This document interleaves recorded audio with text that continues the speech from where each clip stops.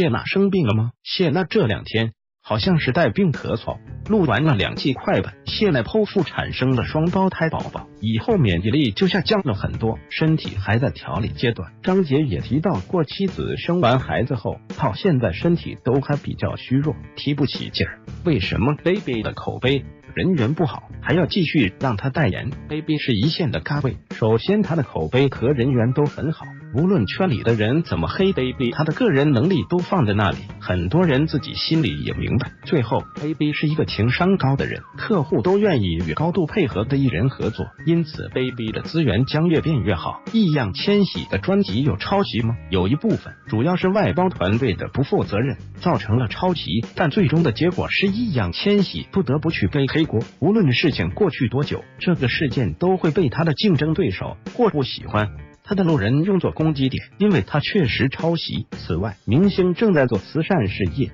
做宣传和做各种好事，实际上是团队的关心，但这次赞美就是明星本人。与此同时，如果出现问题，易烊千玺可能会受到影响，但是他是粉丝还是相信他的实力？你能谈谈白宇吗？我想了解更多，他目前的许多营销活动都是他自己的个人作品，与粉丝一起生活和互动也是他的意思。然而，他不是电影中的主角。事实上，我以前并不关心他，但现在他已经火了，一些公司有足够的时尚和商业资源给他，公司愿意包好资源交给他。此外，他与女友刘萌萌的关系也不错，但婚姻尚未提上议事日程。那吴秀波和唐艺昕之间是否有私下关系？他们俩之间的关系很好，但这不是男女之间的关系，而是长辈对小辈的那种。吴秀波之所以能够受欢迎，是为了感谢他的朋友刘备。刘备的儿子是张若昀继母的继子关系，但两人相处得很好，